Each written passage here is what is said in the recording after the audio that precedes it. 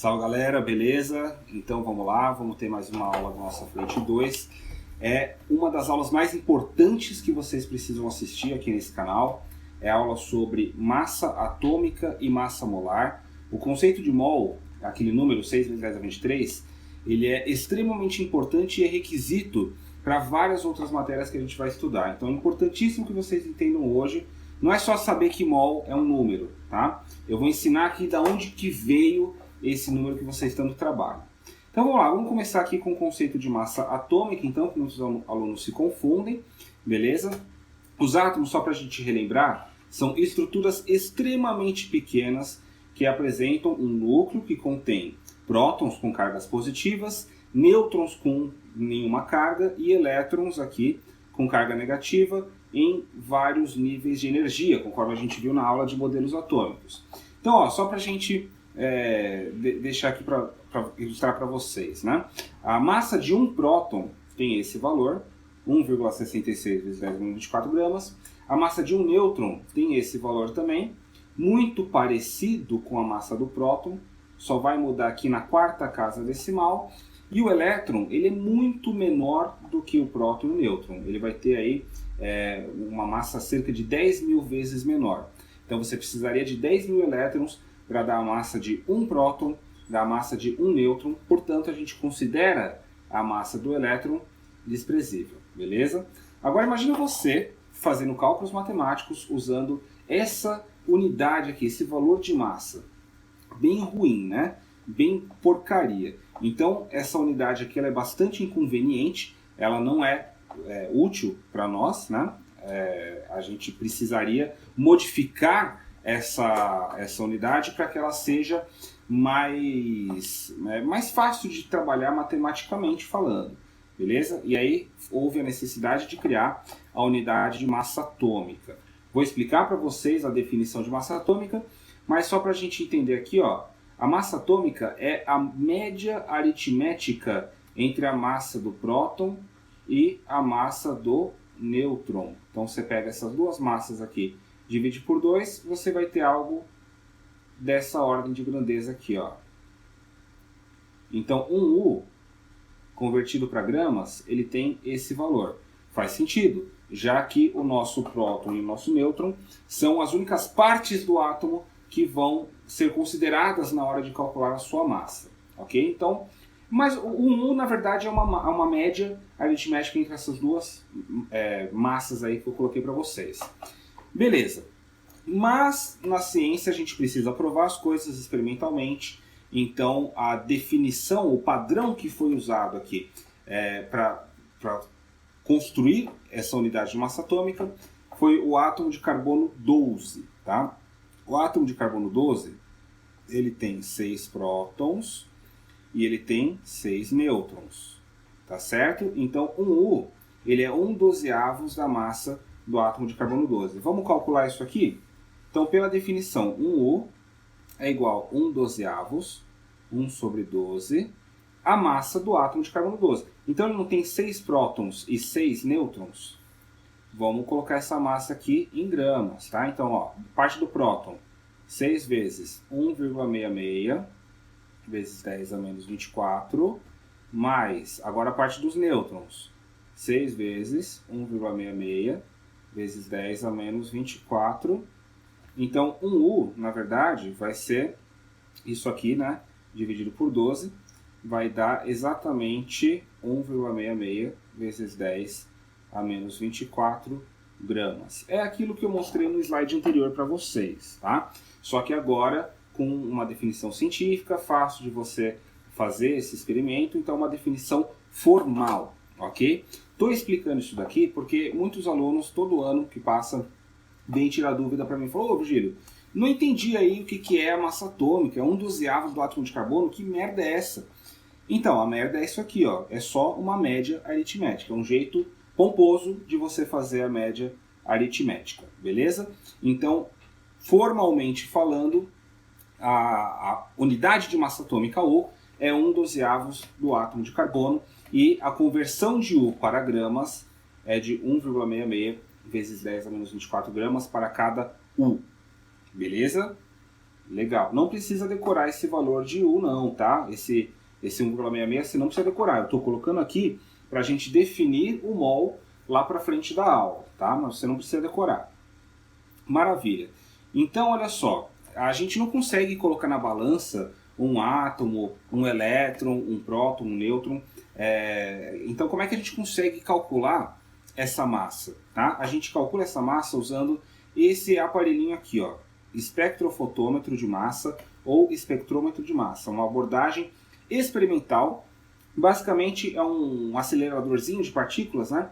Que ele faz ele pega um átomo ou uma molécula, ele joga bastante energia nesse átomo, ioniza esse átomo, transforma ele em um íon, e aí ele vai fazer uma curva num caminho conhecido, tá? E a partir dessa curva, sabendo o campo magnético, a carga que ele apresenta e tal, você consegue a massa. Quem quiser saber a fórmula, é essa daqui, ó, o raio da trajetória é igual a massa, que é o que a gente vai determinar, vezes a velocidade, que a gente sabe nesse aparelho, dividido pela carga que o íon adquire, vezes o campo magnético que você submeteu àquele íon, beleza? Vocês vão ver isso aqui em eletromagnetismo lá para frente em física, é só uma curiosidade aqui em química por enquanto. Maravilha! Ainda com esse espectrofotômetro de massa, quando ele foi concebido, foram descobertos vários tipos de átomo do mesmo elemento. Então, eu falei para vocês na aula 1 lá, de introdução aos conceitos importantes, que isótopos, né? Aliás, não falei isótopos, eu falei que um elemento químico ele é determinado pela quantidade de prótons que ele apresenta. As próximas aulas a gente vai ver aí melhor o que são isótopos, isótonos, isóbaros, essas coisas todas, mas eu já vou adiantar que isótopo são átomos do mesmo elemento que apresentam massas diferentes. Por exemplo, o carbono.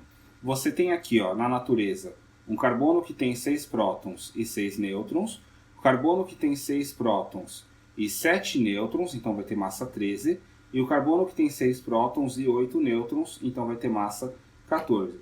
Pô, Virgílio, então todo carbono tem 6 prótons? Sim! Todo carbono tem 6 prótons, por isso que ele é carbono. Mas dependendo da quantidade de nêutrons que ele tiver, ele vai ter uma massa diferenciada, beleza? Então, como o átomo de carbono ele aparece em diferentes proporções na natureza, o valor de massa atômica que a gente vai colocar na tabela periódica vai ser, na verdade, uma média ponderada entre a proporção que esse isótopo aparece na natureza vezes a sua massa. Por isso que se você pegar uma tabela periódica agora, verificar as massas atômicas, você vai ver lá um monte de número quebrado. Então a massa do carbono vai ser 12,01, a massa do cloro vai ser 35,5 e por aí vai. Tá? Você vai ter um monte de número quebrado porque a gente pega a média ponderada das proporções desses isótopos aqui na natureza. Afinal de contas, um átomo não pode ter meio nêutron ou 0,7 prótons, né? Ele tem que ter um número inteiro de prótons e nêutrons. Então, um átomo especificamente, ele vai ter uma massa de valor inteiro, tá? Mas a massa do elemento vai ser essa média ponderada. Vai ter questão que vai pedir isso para vocês vão ver aqui daqui a pouquinho, beleza? Então, ó, um exemplo aqui que eu quero dar para vocês. O neônio. Se você olhar no neônio, a massa dele na tabela periódica é 20,17 U. Da onde que vem esse valor? Bom, sabemos que a abundância isotópica do neônio 20, massa atômica 20, é de 90,9%. A abundância do neônio 21 é de 0,2% e do 22, 8,9%. Determinamos isso com um espectrofotômetro de massas. Ok? Transformou esse gás aqui em íon, bateu lá na maquininha, deu aqui essa abundância. Faz aqui a massa a média ponderada, beleza? 90,9% vezes 20, mais 0,2% vezes 21, para lá, dividido por 100%, vai dar aqui o seu valor, exatamente o que está na tabela, beleza? Tranquilo, né? Maravilhoso. Então, vamos continuando aqui. Vimos, então, como calcular a massa de um átomo, beleza? A gente vai aprender ainda ligações químicas, ligação covalente, iônica, metálica e tal, né? Mas a gente vai formar compostos com vários átomos, beleza? Para calcular a massa de um composto químico, esse composto com vários átomos, é muito simples. É só você somar todas as massas atômicas. Então vamos supor que o hidrogênio tem a massa de 1U, supor não, é isso mesmo, né? O oxigênio tem a massa de 16U, e eu pergunto para vocês, qual que é a massa da água? O que vocês vão fazer? Vocês vão pegar 2 vezes 1, mais 16, essa massa aqui vai dar 18 U's. A massa de uma água é 18 U's. Talvez você esteja se perguntando, professor, mas aqui deveria ser grama por mol, não é? Eu aprendi que é grama por mol. A gente vai ver grama por mol daqui a pouco, tá? Quando eu falo de massa de uma molécula de água, massa de um átomo de hidrogênio, isso aqui é dado em U, uma coisa pequenininha. Isso que você está falando grama por mol é massa molar, que é o final da aula. Fica até o final que você vai entender. Beleza. A gente sabe também que os elétrons, eles têm massa desprezível, né? É muito pequenininha. Eles têm massa, mas é desprezível. Então, um íon, que é um átomo ou um conjunto de átomos que ganhou ou perdeu uma certa quantidade de elétrons, ele vai ter a mesma massa de um composto neutro. Beleza? Então, a massa do seu íon é igual à massa do próprio átomo ou à massa da sua própria molécula. Ok? A gente vai estudar melhor os íons, mas basicamente é um átomo ou conjunto de átomos que adquire carga perdendo ou ganhando elétrons. Beleza? Maravilhoso. Então, ó, esse exercício 1 eu quero fazer com vocês. Tem um negocinho aqui meio diferente. O 2 eu vou deixar vocês pausarem para fazerem sozinhos. Tá? Então, ó, o sulfato de cálcio penta-hidratado tem a fórmula CaSO4, pontinho, 5H2O. Qual a sua massa molecular? Beleza? Então vamos para a nossa luzinha aqui, vamos ver, ó, já coloquei aqui bonitão para vocês, né? Na prova provavelmente tinha isso daqui, né? Ou uma tabela periódica. No meu enunciado não tinha, então coloquei para vocês. Olha só, o que é essa bolinha? Talvez alguém tenha feito algum exercício que tinha aparecido isso, né? Mas a gente não estuda isso no ensino médio, nem no cursinho. Estudamos isso na faculdade. Essa bolinha é chamado de ligação coordenada. São compostos complexos de coordenação. Basicamente é o seguinte, você tem um metal ou um sal que faz ligações dativas com moléculas. É um negócio meio bizarro, por isso que a gente não estuda no ensino médio, tá? O que a gente tem que saber é que essa bolinha aqui significa que todo esse tarugo aqui é um composto só, tá? É uma coisa só. Uma coisa só, beleza? Sabendo que é uma coisa só, fica fácil de calcular essa massa molecular. Pega a massa do cálcio, que é 40. Então, 40. Pega a massa do enxofre, que é 32. Eu tenho 4 oxigênios. Esse 4 do lado significa que eu tenho 4 oxigênios. Então, vai ser 4 vezes a massa do oxigênio, que é 16. Mais, eu tenho 5 águas. Então, 5 vezes, abro um parênteses aqui. Cada água tem 2 hidrogênios. 2 vezes 1 e 1 oxigênio. Mais 16. Beleza? Soma aqui, vai dar 72. Isso aqui vai dar 64. 5 vezes 18, isso aqui dá 18. 5 vezes 18 dá 90. Beleza? Então isso aqui vai dar 226 U's. Beleza? 226 U's. Vamos voltar aqui então para o nosso slide. Vamos colocar aqui nossa resposta, 226 U's. Tranquilo? Professor, eu coloquei aqui 226 gramas por mol. Será que vai dar errado? Sim, vai dar bastante errado, porque grama por mol, né, esse valor em grama é um pacote cheio de partículas, é muita coisa.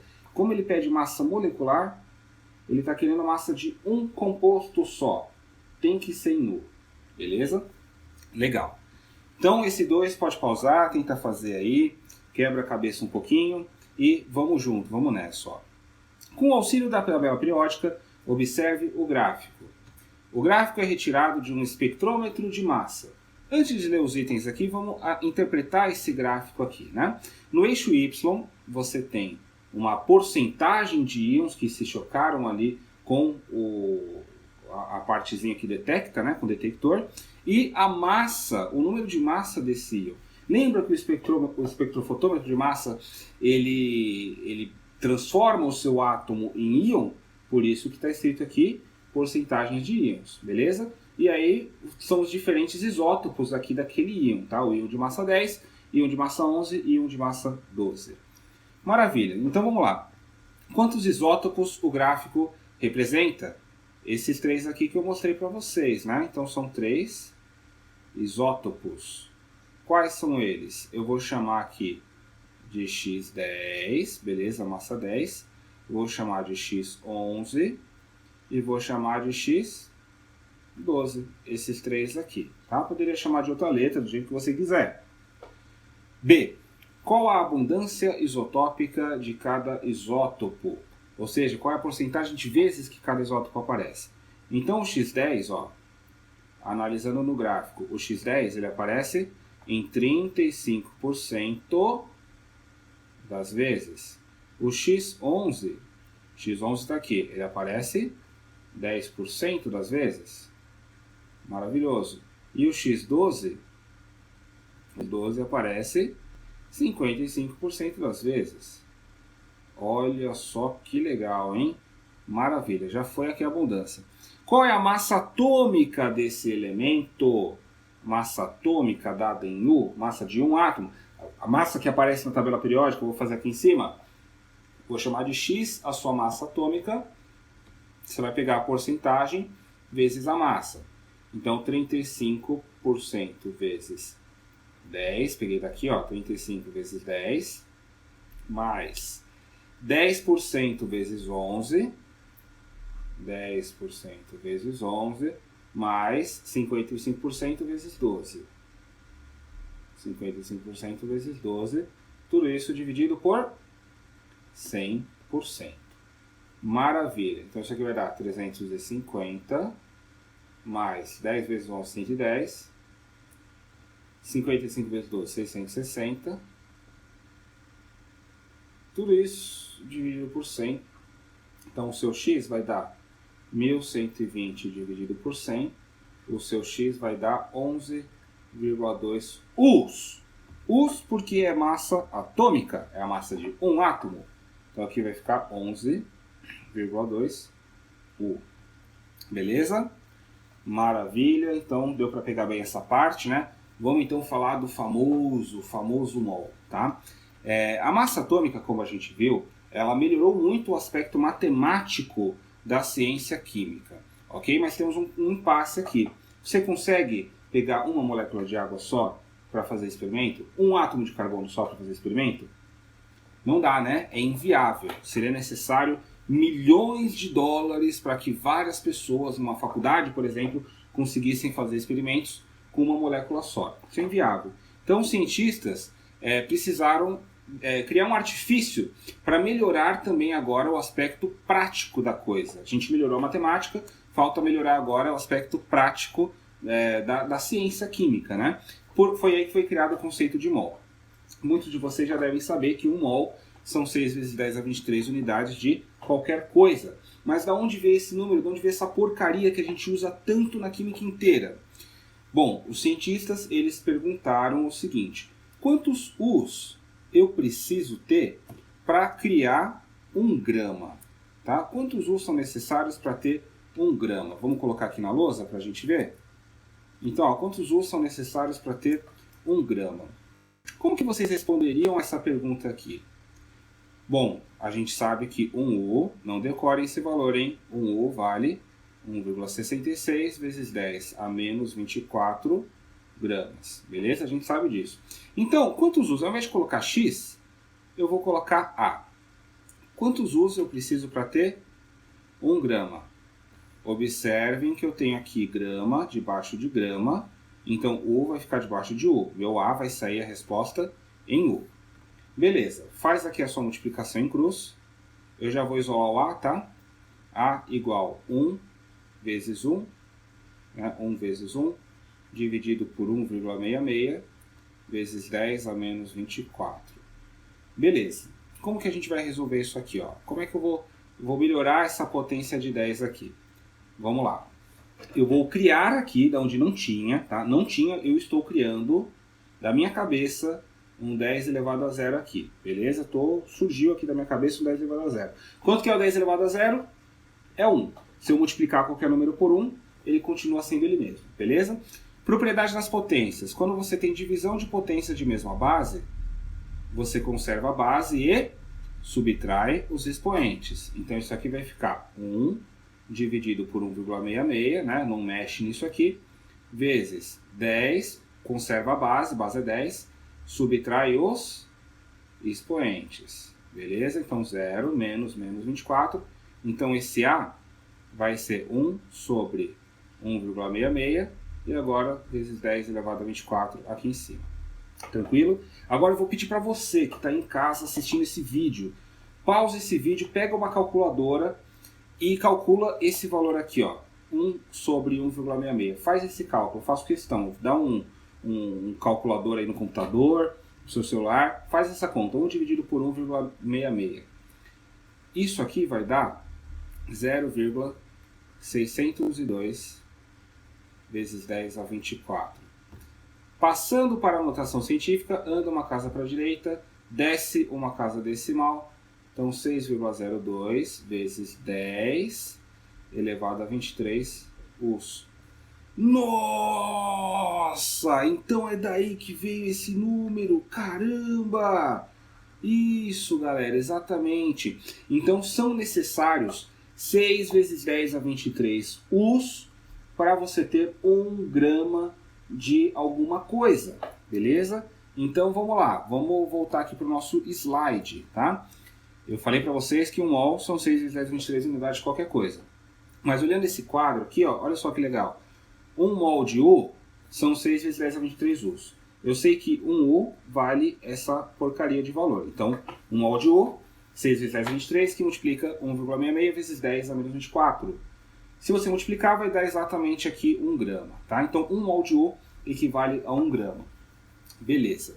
Vamos ver aqui de novo esse número, tá? Esse 6 vezes 10 a 23, ele recebeu um apelidinho, tá? Ele recebeu um apelidinho. Ele tem 2 nomes, na verdade. O primeiro nome que ele recebeu é constante. Isso mesmo, constante de Avogadro. Avogadro, muito bom. O segundo nome que ele recebeu é mol. São 2 nomes para a mesma coisa, tá? Aí você fala, pô, professor, mas por que criaram 2 nomes? Que coisa idiota, né? Coisa estúpida. Sim, é bem idiota mesmo. Mas é porque esse carinha aqui, ó, o Avogadro, ele foi super injustiçado em vida, ele morreu injustiçado. Quiseram criar uma homenagem para ele. E aí deram o nome desse número aqui de constante de Avogadro. Vai aparecer no seu vestibular assim. Mas esse número também é mol, tá? Então a gente sabe que o número surgiu para ver a quantidade de us que precisa para ter 1 grama. Só que só o número, né? Só o 6 vezes 10 23 a gente pode chamar de mol, beleza? Então é um número. Da mesma maneira que uma dúzia vale 12 unidades de qualquer coisa, 1 mol vale 6 vezes 10 a 23 unidades de qualquer coisa, ok? Beleza, galera? Então vamos lá. Se você vai para a feira e pede pro feirante, né, uma dúzia de cebolas, o que ele vai te dar? 12 cebolas. Se você pedir 1 mol de feijão, o que ele vai ter que te dar? 6 vezes 10 a 23 feijões. Claro que é um negócio absurdo, seriam necessários vários planetas feitos só de feijão para dar esse valor absurdo aí de feijão, tá? Então, esse número mol é um número assustadoramente gigante. Só para vocês terem uma noção. Pegando a idade do universo, que é 14 bilhões de anos, né? 14 alguma coisa bilhões de anos. Passando essa idade para segundos, você vai ter 10 elevado a 17 segundos. Sim, galera, eu tive curiosidade e eu fiz essa conta, dá 10 elevado a 17 segundos. Está muito longe de ser 1 mol esse valor. Se você contar todas as estrelas conhecidas do universo, conhecidas não, né? Todas as estrelas do universo conhecido, a estimativa é que dê cerca de 10 elevado a 21 estrelas. Isso não dá nem 1 mol. Precisaria ainda multiplicar esse valor 100 vezes para dar 1 mol. Então é um valor assustadoramente grande.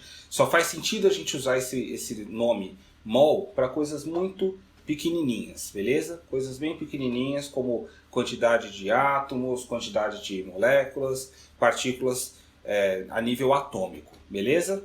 Legal. Então vamos finalmente ver aqui nosso conceito de massa molar, tá? Então a massa molar agora é a massa de um pacotão com 6 vezes 10 a 23 partículas de qualquer coisa. tá? De algum material que você tenha. Então vamos lá. Se você tem aqui um átomo de carbono 12, observe aqui, ó, um átomo de carbono 12, ele vai ter uma massa de apenas 12 U, tá? Convertendo esse U para grama, você vai ter esse valor aqui de 2 vezes 10 a menos 23 gramas. Não precisa decorar, só coloquei para vocês verem. Então esse pacotão aqui, com 6 vezes 10 a 23 átomos de carbono, vai dar 12 gramas. Claro, porque olha só, você vai ter 6 vezes 10 a 23 vezes 12 U. Não é isso? Só que a gente não acabou de ver que 6 vezes 10 a 23, que multiplica U, tem que dar 1 grama? Então você tem, na verdade, 12 gramas. Então 6 vezes 10 a 23 átomos de carbono vão ter 12 gramas, ou 1 mol de átomo de carbono 12 tem 12 gramas. Então, para fechar nossa aula aqui, o carbono 12, quando você fala que tem 12 U, você está falando aqui da massa de um átomo. Massa atômica, beleza? Agora, quando você fala aqui, ó, que a massa do carbono 12 é 12 gramas por mol, você está falando que você tem um pacotão com 6 vezes 10 a 23 átomos de carbono 12. Por isso que fica 12 gramas, um negócio macroscópico.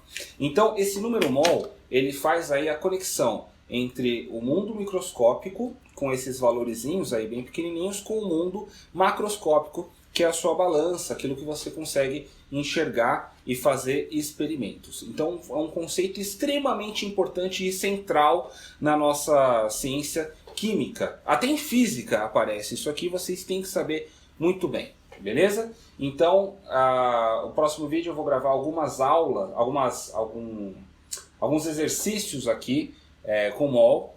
Vou ensinar uma tabelinha importante para vocês, então não percam, beleza? Até lá!